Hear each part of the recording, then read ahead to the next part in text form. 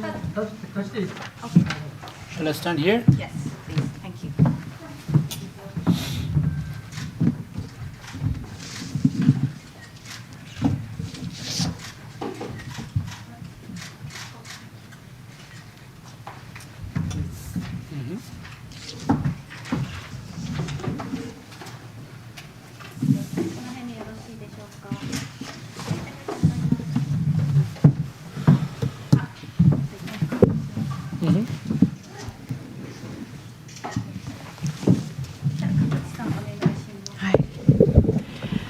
Thank you everyone for coming and welcome to the Foreign Correspondents Club of Japan.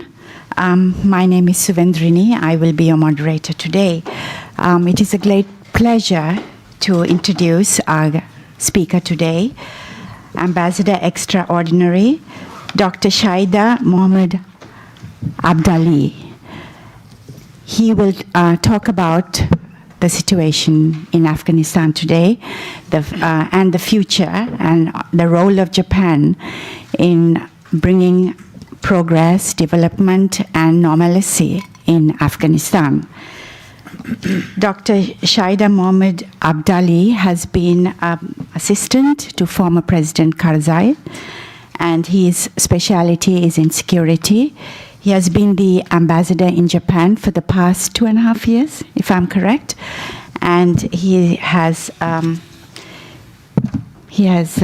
great experience in, of course, Afghanistan. He will talk to us about his thoughts on how Japan can lead Afghanistan and bring a new Afghanistan and normalcy in global politics. Thank you very much. Ambassador, the floor is yours. Well, very good afternoon.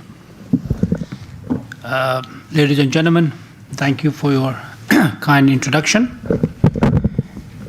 I was told earlier to introduce briefly, in a different way, that what is my current status in Japan.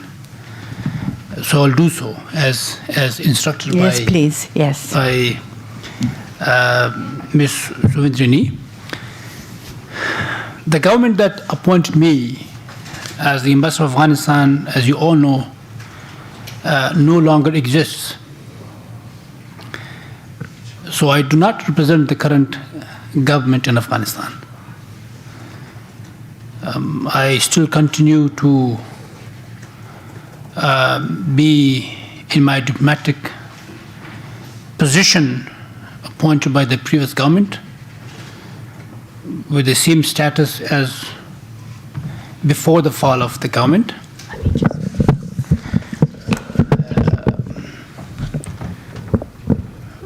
With full diplomatic credentials in Tokyo. So my current role is to advocate for the interest of the Afghan people. And of course, our foremost objective is to uphold our legitimacy as the representatives of the Afghan people in Japan, along with my other embassy colleagues.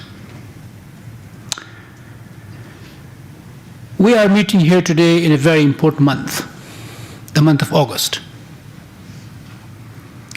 The month of August is a reflection of peace in Japan, which is marked by the anniversary of the end of World War II. And in this month, we've had a number of events, such as the peace memorial ceremonies of Hiroshima and Nagasaki. And it's indeed noteworthy also that 15th of August is Japan's own end of war anniversary. On this date, Afghanistan fell to the Taliban. So this convergence of historical dates emphasizes the importance of our discussion today. So before I move on to explain what is the current situation in Afghanistan, let me start with the important role Japan played for Afghanistan over the last over 20 years,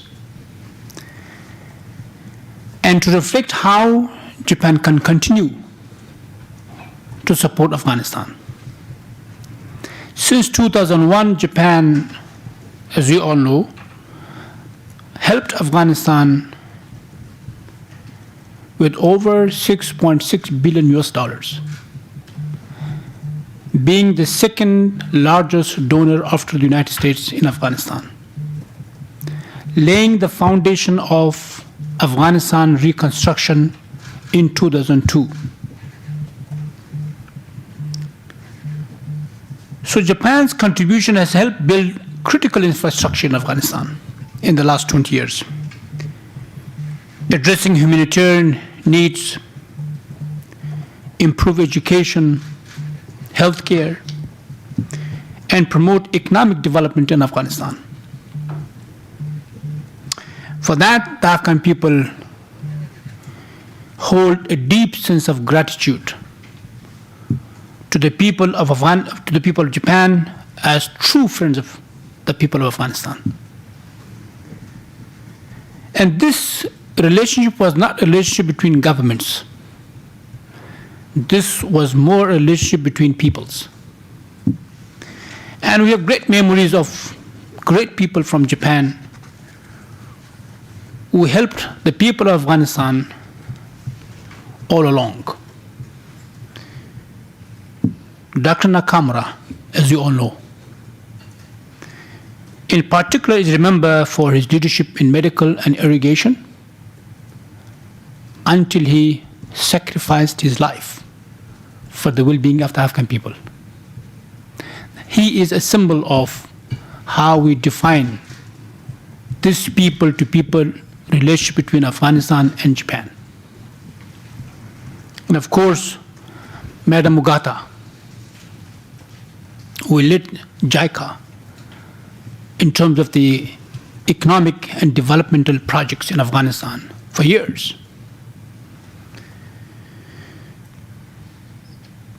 So all of this in the last 20 years brought a huge change in Afghanistan.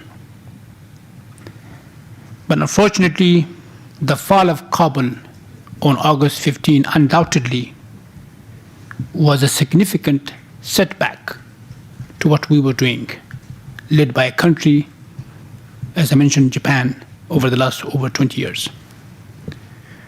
However, it's important to emphasize that the support provided during the last 20 years has not been in vain. The Afghan people were empowered,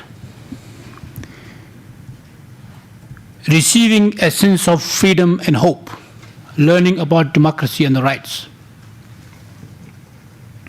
and the ideals of liberty and peace. So the seeds of democracy, freedom, liberty have been sown in the hearts and minds of the Afghan people. And they continue to endure in the hearts and minds of the Afghan people today. So this spirit persists even under the current challenging times in Afghanistan. As Afghan ambassador to Japan and someone who has been involved deeply in the pursuit of peace in Afghanistan, for many years I would like to put forward a few proposals at this juncture today. I strongly condemn the practice of governance through violence, through force, and I'm dedicated to the pursuit of inclusivity in government and respect for all. And I firmly believe that we must establish a robust platform for discussion that unites a new generation of Afghans, all sharing the same vision of violence-free and peaceful Afghanistan. And for that, I've been seeking international support to help Afghanistan move forward, particularly and emphatically request Japan assistance, recognizing its potential to play a significant role in aiding Afghanistan.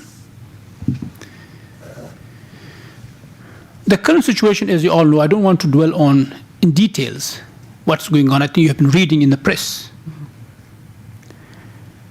But since the Taliban took over in Afghanistan, the policy they have enforced have led to a continuous and alarming erosion of various human rights violations. The right to education, particularly for girls, the right to work for women, and so on. So the Taliban are undoing progress made over the last 20 years. Their promise of more inclusive government have not been fulfilled. And of course, you must have also heard about the UN report recently on human rights violations. Despite the declaration of general amnesty, we have had detention, disappearances, and mistreatment.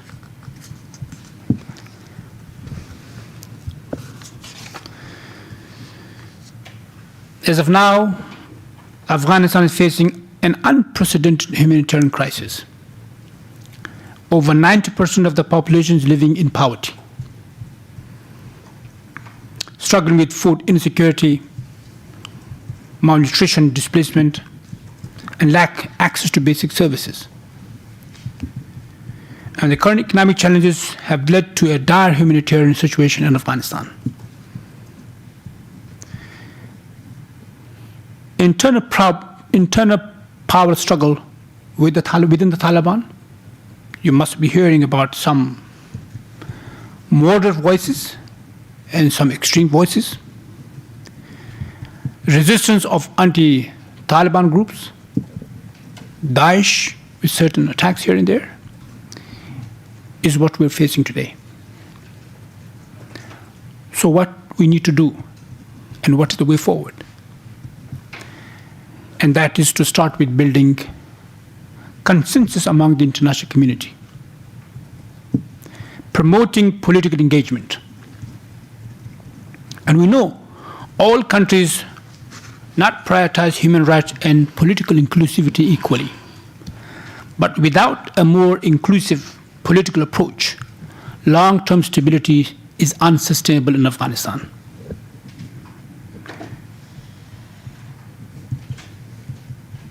As you all know, we had the first Doha meeting led by the United Nations in May 2023. And that meeting decided to hold a follow-up meeting.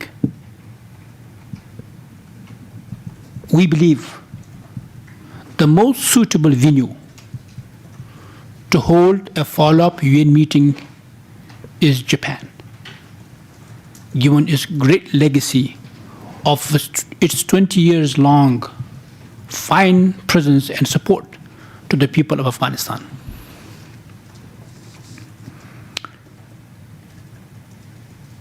A conference that could endorse the consensus among the international community and bring together key stakeholders, including representatives of all political factions, including the Taliban, the Afghan diaspora, the civil society, to discuss a comprehensive political path towards a new era for Afghanistan. And we can term that initiative the Tokyo Process for New Afghanistan. Japan has shown its willingness to host this follow-up meeting, as some others have also shown their interest. But because of Japan's diplomatic standing globally and its neutral position, Japan is the most suitable country to host this follow-up crucial meeting of the United Nations for Afghanistan. So one process to coordinate international consensus, international community, followed by, as a complementary to another very important process, is the intra-Afghan dialogue. So establishing a meaningful and inclusive dialogue between the Taliban and a new generation of peacemaking Afghan experts is crucial to achieving lasting peace and stability in Afghanistan. I use the term peacemaking Afghan experts. In my mind, it refers to new leaders who possess the qualities needed in today's global society to build a new Afghanistan, rather than those military leaders in the 90s using force to govern societies. Some efforts of this kind have been already undertaken in various countries, but they need to be coordinated. For this, also, Japan is exceptionally well suited to assist Afghanistan endeavor to launch and oversee an inclusive intra-Afghan dialogue. Given its widespread trust among all parties involved, I believe, including the Taliban. This assistance may encompass technical support, capacity building, and financial contribution to guarantee that the dialogue process is all-encompassing and reflects the diversity of Afghan society. At the same time, while we're engaging Afghanistan, it's very important to strike a balance between engaging with Afghanistan for humanitarian and security reasons, while also addressing concerns about the actions and policies of the Taliban. We also hope that the world community, particularly Japan, will continue to aid Afghanistan under the current dire humanitarian crisis. And we are grateful to Japan over the last over 2 years to help Afghanistan with over $200 million in various areas. But of course, to ensure that the aid reaches those in need in Afghanistan. In conclusion, we would like to see Japan use its unique strengths to continue its great legacy of support for the people of Afghanistan once again. And let me compare this to pre-2001 era of a political process or roadmap for Afghanistan like the one we had in Bonn. Equally important role Japan can today play for a new era in Afghanistan. And I strongly believe that Japan has the credibility and mix of economic development and assistance resources to lead this international engagement on Afghanistan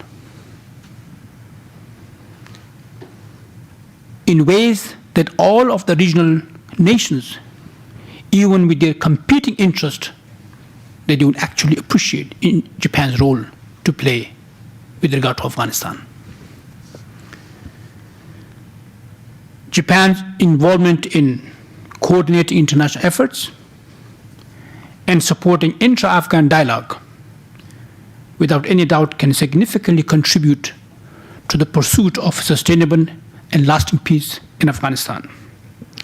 By leveraging its diplomatic strengths, Japan can play a constructive role in facilitating discussions and building consensus among the diverse actors involved in Afghanistan's future.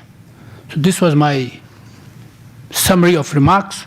And of course, we have a paper, the highlights of my remarks, and you can use it later for your own purpose. And we can also discuss further if you have any question. Thank you. Thank you very much. Floor is open for questions. Yes, please come up to the microphone.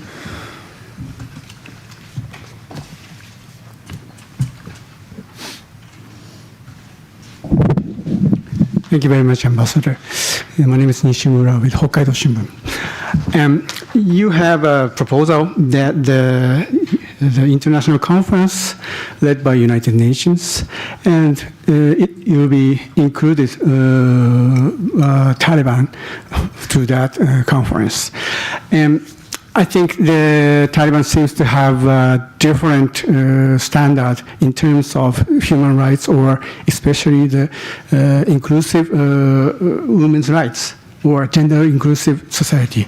So how can you hope the Taliban is cope with the international standard of the gender equality, or what is the benefit for Taliban to join that international conference, and what is the Japan's role in terms of joining, including Taliban? Thank you very much.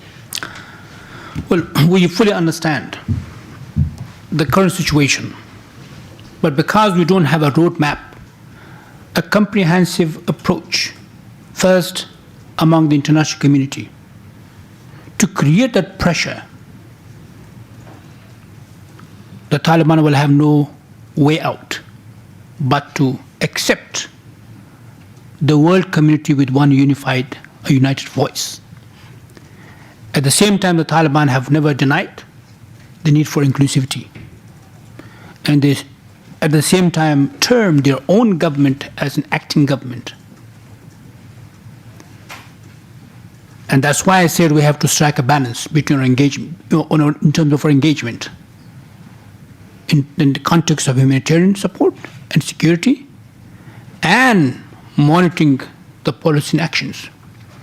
So the reason why the Taliban have stood the ground on what they're doing is because of the lack of that international consensus, unity, in the first place among the international community. In the second place, unity among Afghan sides and groups. So we have to nurture that, and we have to use all our tools. The issue of recognition, the issue of sanctions, and etc. So we have to build that platform to convince or persuade the Taliban to adhere to the wishes of the world community and of the Afghan people. So we need to work for that to happen, which we don't have at this point. Therefore, the coming conference on Afghanistan, led by the United Nations, hopefully hosted by Japan, will create that sense of urgency and create a momentum to encourage all stakeholders, the world community, including our region, and to create that pressure that the Taliban accept. And we have a system in Afghanistan based on a roadmap, as I compared the one that we had over 20 years ago, that laid the foundation for a 20 years long effort in Afghanistan. Unfortunately, we lost, and we can create that kind of platform once again. Yes? Okay. Right. Anybody else? Yes, Mara.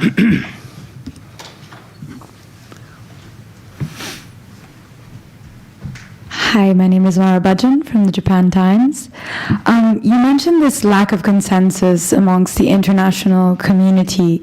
Why do you think there has been this lack of consensus up to this point? I understand kind of your vision for the future, but why have we not been able to achieve that so far? Thank you very much. Well, that's a good question. We understand the world and the current situation? A number of reasons. War fatigue, 20 years long effort in Afghanistan ending where it ended, and more importantly, the crisis in Ukraine. And we hope that Ukraine does not become what Afghanistan became ultimately. We feel for that country. But at the same time, we hope that the world community will not forget about a country that they have all experienced what it can do to the security of the globe. We should not have that short memory of where Afghanistan is. We know what happened in Afghanistan, but it must not be blamed on a single or a few actors. It was a wholesome failure of the international community pursuing the goals that they established in 2001. Leaving immaturely or prematurely from Afghanistan with an unfinished business can hurt the world once again. And we hope the world community will return back to an unfinished mission in Afghanistan. Can I lead up with a question on that? I know we had a very good conversation before, but we have a lot of new players now in the international community, like China or UAE. Now, does this make it easier for the vision of Afghanistan, having these different players compared to 20 years ago? Well, there is no doubt of different players today as compared to the players we had 20 years ago. But the result can be the same. Mm-hmm.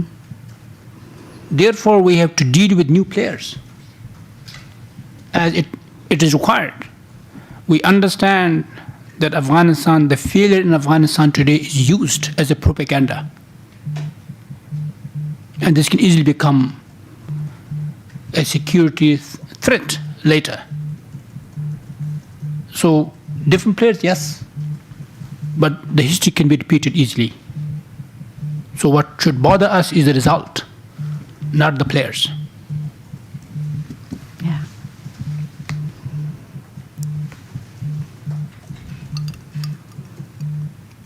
Yes, open to more questions. We still have a lot of time.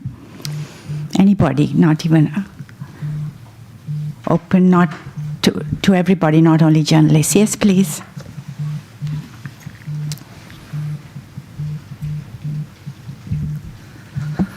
I'm Toru Takeda from GG Press, and I was former correspondent for South Asian countries and Afghanistan, so I covered Afghanistan issues for about 5 years. So, the 2021, after Taliban's takeover, I have touched Taliban's member, and they said we wrong, so we don't need to hear the opinion from foreign countries or UN. But so what will we do to let the Taliban to come to the discussion, international discussion?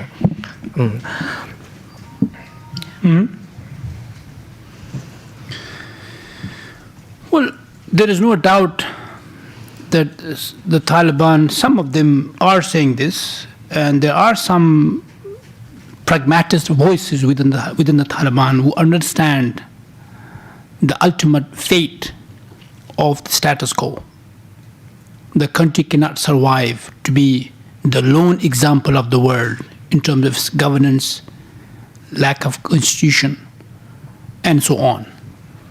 Therefore, you may be hearing some voices, but they definitely need engagement, and they want engagement. They want world recognition. They want to do business and trade. That doesn't happen. So therefore, I think there is a need for a trustworthy player to play that role.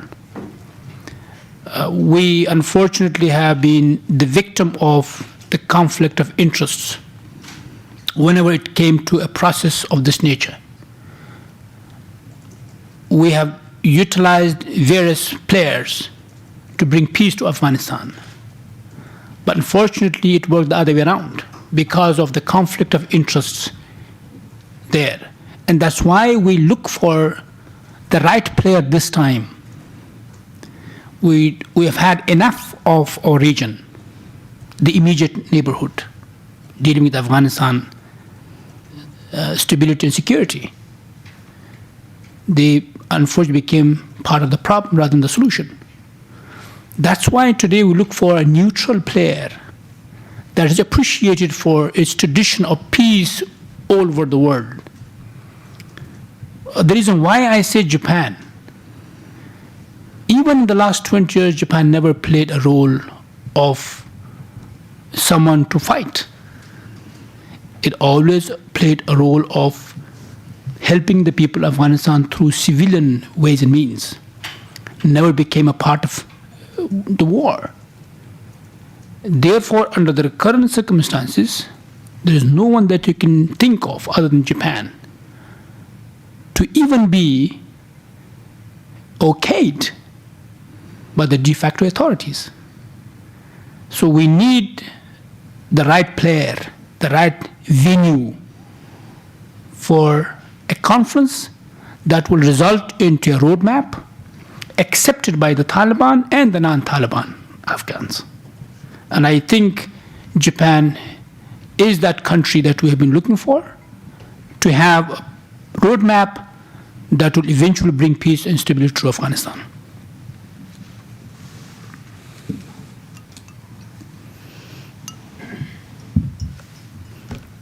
Yes, Mara, yes.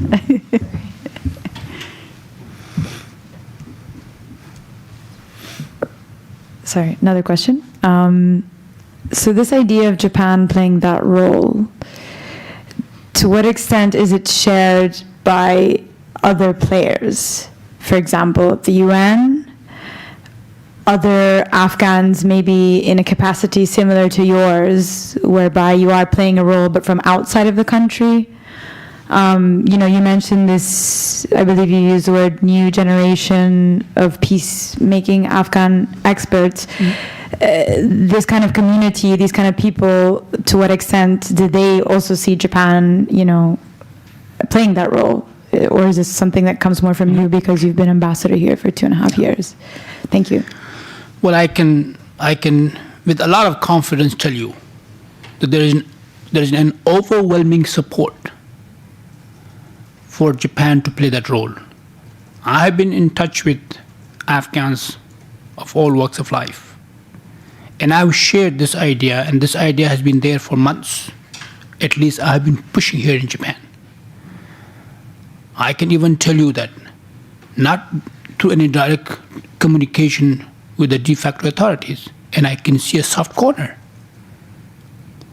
for Japan from the de facto authorities in the context of Japan play a constructive role to bridge the gap between the international community and the gap between Afghans. So there is a need for that kind of, role model. And Japan, for all the reasons of the last 20 years, with the legacy of doing nothing but pushing, encouraging peace in Afghanistan. And there is no point to say that there is a party or actor to say no to what Japan will be doing. So with full confidence, hope, overwhelming support for this from the old generation of Afghans, the new generation of Afghans, and I even can see a lot of support for this among the international community. Yes, please. Thank you, Ambassador. My name is Yusuke Michael. I'm from the Argus Media, which is the British energy intelligence organization. I'd like to ask you about, you just earlier mentioned about the Ukraine war caused the lack of consensus over the Afghan situation, but how exactly, geopolitically speaking, how has this Ukraine war changed the situation of Afghanistan? Does it make did it make even harder, even difficult for the Western allies to get along with Afghanistan? I know from our own data information, I know that Afghanistan is now importing a lot of coal from Iran, importing crude oil from Russia. Do you recognize that the Ukraine war situation has brought the Afghanistan more closer to the Russian side, and shifting away from the Western side? How do you analyze the current Afghanistan situation in light of the Ukraine war? Thank you. Well, it's obvious that countries define their priorities to deal with.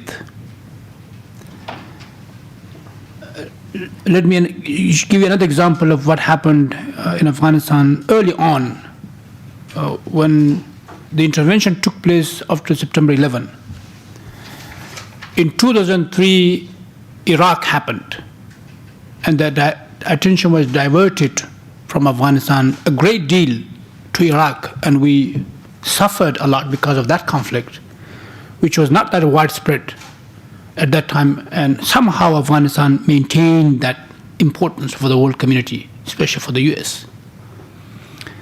But this conflict today is much larger than that one. And therefore the world look at this as a priority to deal with. So it has a direct impact on the attention that is needed for Afghanistan not to be there at this point. Everybody focuses on Ukraine because of, obviously, in a conflict that is fresh, and Afghanistan conflict had become old, perhaps not so important, but without any doubt that this neglect of Afghanistan can have an equal impact on the result of Ukraine war. Because you deal with the same players around Afghanistan that you deal with Ukraine today, in the context of Ukraine today.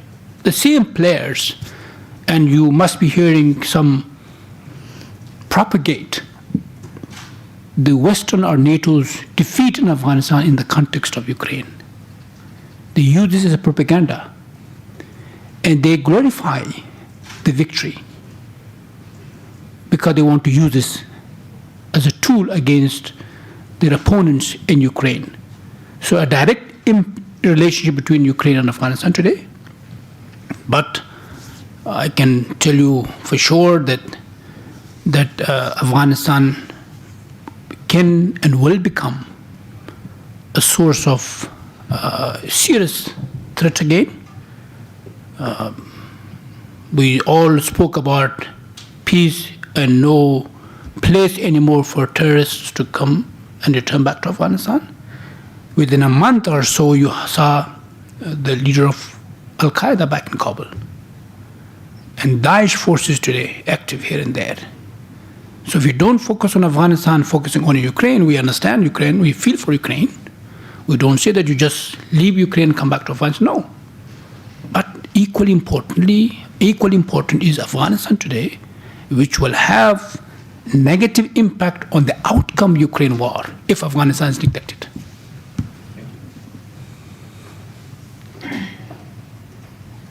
Yes, please.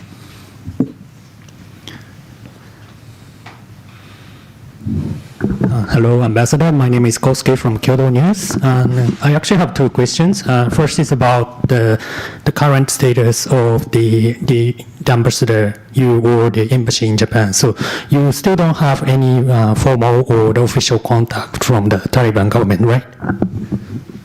No, I don't communicate officially with the government there, but definitely here I still keep my diplomatic status as officially accredited ambassador of Afghanistan to Japan, and I'm grateful to the host country for appreciating that. But as you know, if you advocate for the interests of the Afghan people, you have to do what is needed to be done, and that is to continue to speak for Afghanistan, for the Afghan state, for the Afghan people, seek help from Japan as something that we do today, At the same time, a good number of Afghan diaspora here. We deal with their council legal matters.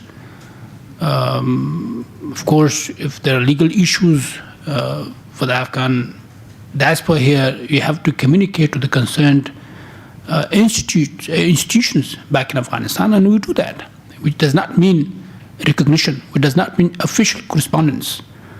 We issue visas to Japanese nationals going to Afghanistan.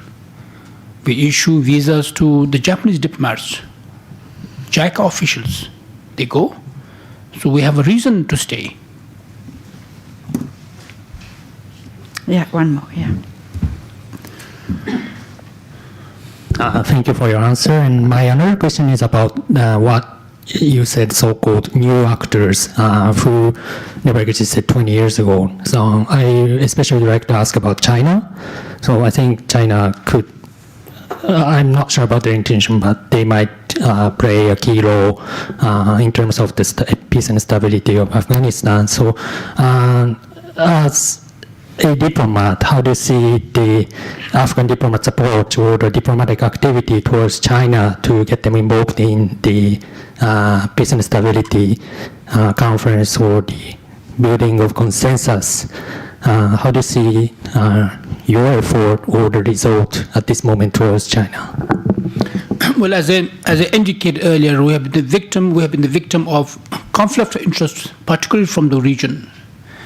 And we really want our relationship to be normal and good, cordial, especially among us, the region, including our neighbors, China, Iran, Russia, and all. But at the same time, we also don't accept Afghanistan to be the victim of conflicts between regional and global actors. When I said international consensus, we would like to include everyone, including from the region, as part of the solution for Afghanistan in the context of the roadmap that I discussed. But unfortunately, as I mentioned, actors are different. I must tell you frankly that the Taliban have support from some, not necessarily for the good of Afghanistan, but to fulfill their own national interests by pursuing what they have been pursuing in terms of their relationship and engagement.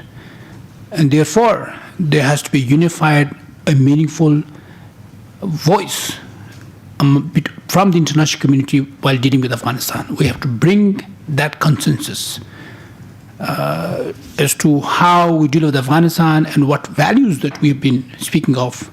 We're ensuring that that is the case and accepted in Afghanistan and respected in Afghanistan.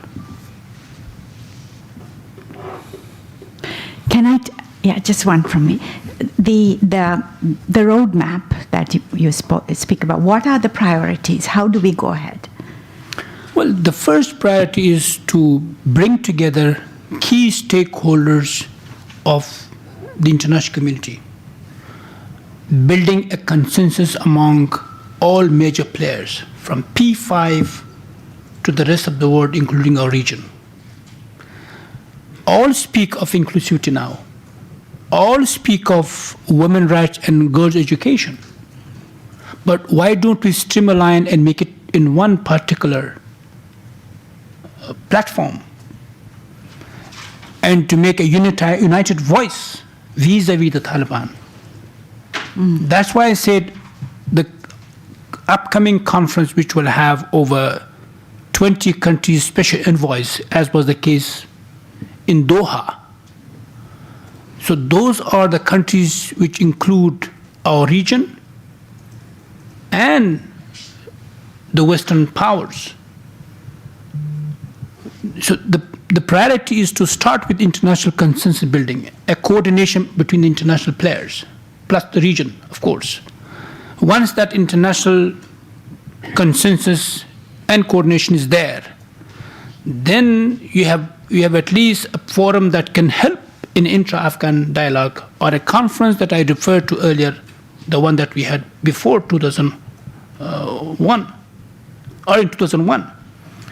which brought all stakeholders, including the Afghan political factions, under one roof to discuss a comprehensive roadmap for a new era in Afghanistan, which we had before. So now in that context, we are looking for a venue and a consensus building avenue, which is Japan that we are hoping to be the place. Yes.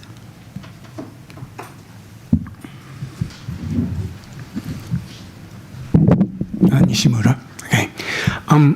You referred to the mission unfinished.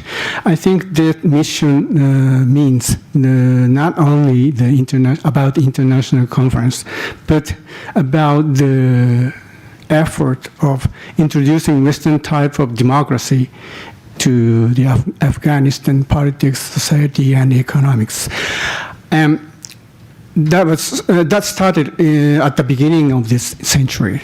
I think my question is, how do you think that mission takes so long time? When I say mission unfinished was exactly what we hoped for beginning in 2001, how the world community wanted Afghanistan to look like. Of course, we had a democratic process, we had a nation-building process, we had a reconstruction process, and at the same time, of course, more important to the West and to the world, to deal with the question of terrorism.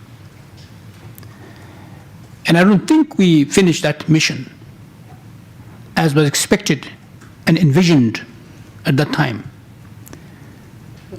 We lost our democracy, we lost our democratic institutions, and we have groups in Afghanistan that, for now, some say and portray it as peaceful situation.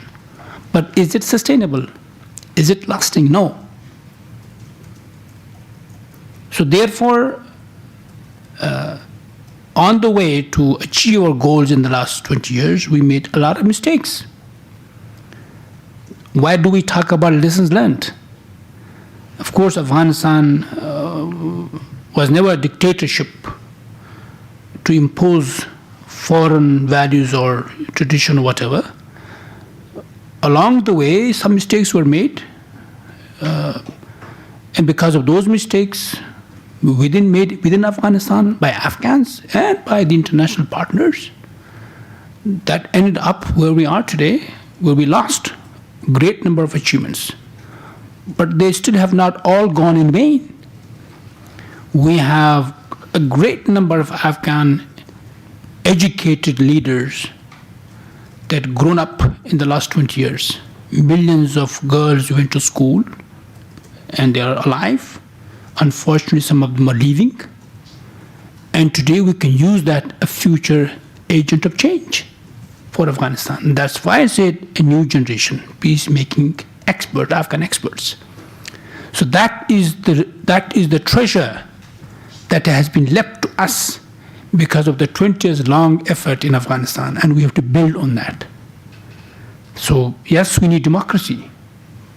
Yes, we need freedom for expression, the ideas of liberty and peace, and a government that's represented by all Afghans. And we don't have that one right now. So therefore, that mission that we wanted early on to succeed in the form of a government that would represent the Afghan people, that would speak for all Afghans, that would have a government with all legal institutions, with a constitution, and we lost all of that. Therefore, that mission has to be revived. And lessons learned and mistakes made should not be repeated again.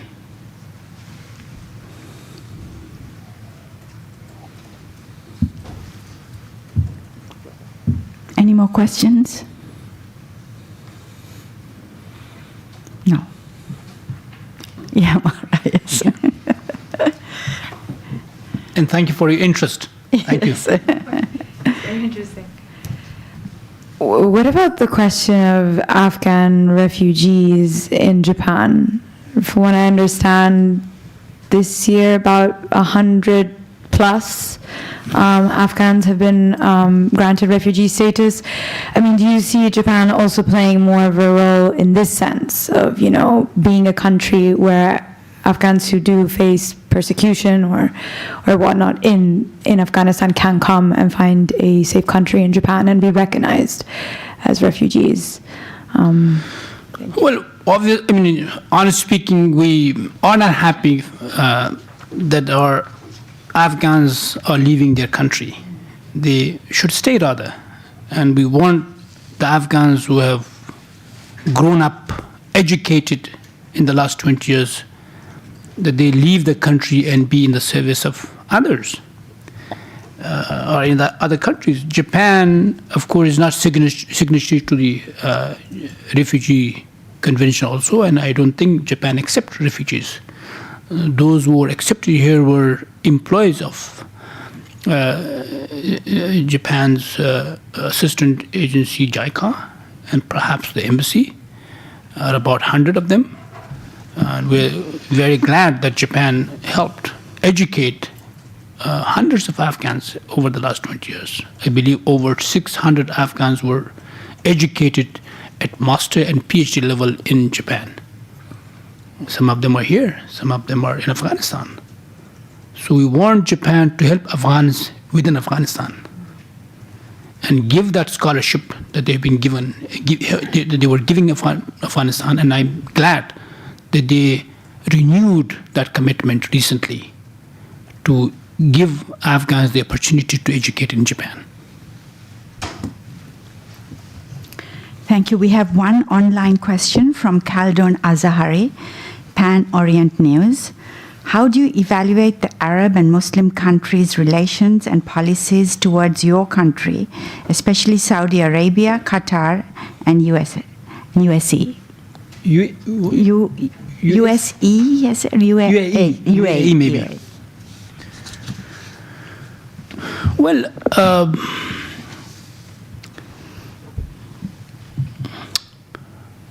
of course, each country has a role to play. I think for Muslim countries to come up and speak for the religion rightfully from the region that we all represent or that we belong to. Unfortunately, much happened in the name of Islam and religion in Afghanistan, which did not and does not represent our religion, Islam. And that's where our Muslim brothers, countries like Saudi Arabia, the heart of Islam, can play a crucial role to really define what Islam is and not allow anyone to misuse Islam for political goals. Terrorism in Afghanistan for decades was ingrained in the name of Islam. But that never was Islam. Unfortunately, that tool is still being played, using religion as a tool for foreign policy, advancing interests, strategic interests in the name of religion. Therefore, we hope that Muslim countries that you mentioned step up and deal with the misuse of Islam as a political tool. For example, you hear ban of girl education in Afghanistan in the name of Islam. That is not Islam. Islam speaks and starts with Iqra, which is education for men and women equally. What religion is this, banning girls from education in Afghanistan? That is not Islam. Our Prophet Muhammad's wife was a trader. Why Afghan women are not allowed to work outside their homes? So these Muslim countries have an obligation to speak for religion, for Islam, and not allow anyone to speak and advance their vision, wrong vision of religion in the name of religion in Afghanistan. That is a very important role for Muslim countries to play. Organizations such as OIC, Islamic scholars. They must come up with a verdict against decrees in the name of Islam, banning girls from education, from universities, and so on. And I must still share with you a very heartening and very painful story recently, where our 100 Afghan girls who had been banned from going to universities in Kabul had been kindly given scholarships in the UAE universities. While they were at the airport to get on board and fly to Dubai to continue their education at the university level, they were banned at the airport and they were returned back to their homes. Now, where are those Muslim scholars to speak out? Why were those Muslim girls going to a Muslim country stopped at the airport and not allowed to go? And that's what the obligation is upon these important countries, particularly Saudi Arabia, the heart of Islam.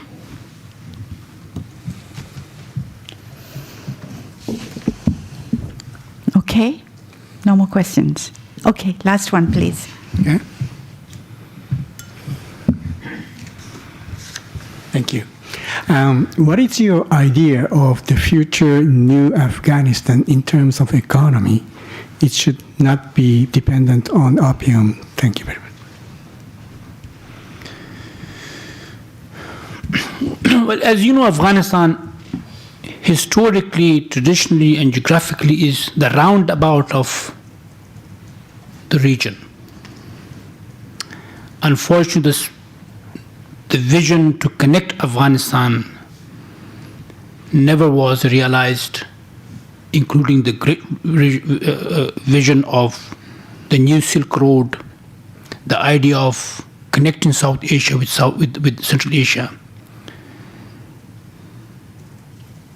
the South Corridor, South Corridor, and all that is because of the continued instability and conflict in Afghanistan or around Afghanistan. Afghanistan is the engine and can be the engine of prosperity for the entire region. Afghanistan is situated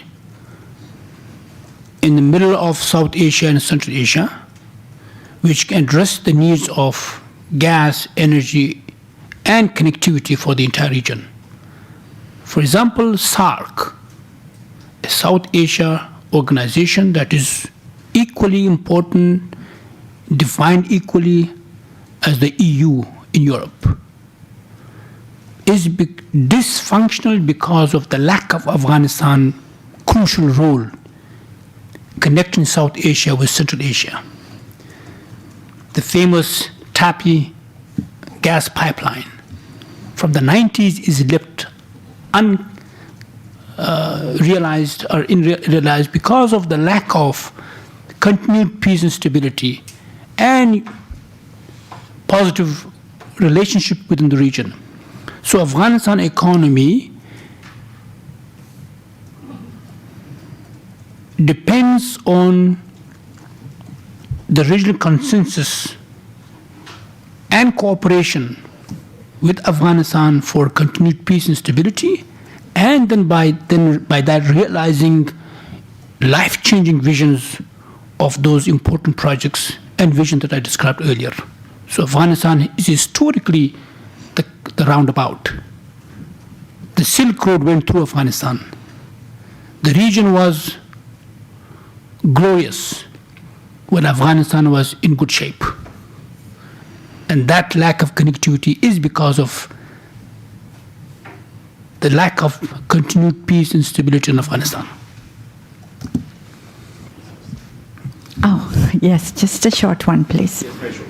You just mentioned about the natural resources there, but how do you think that the current government, do you think they have a willingness to open the development for the natural resources in Afghanistan for the foreigners? Thank you.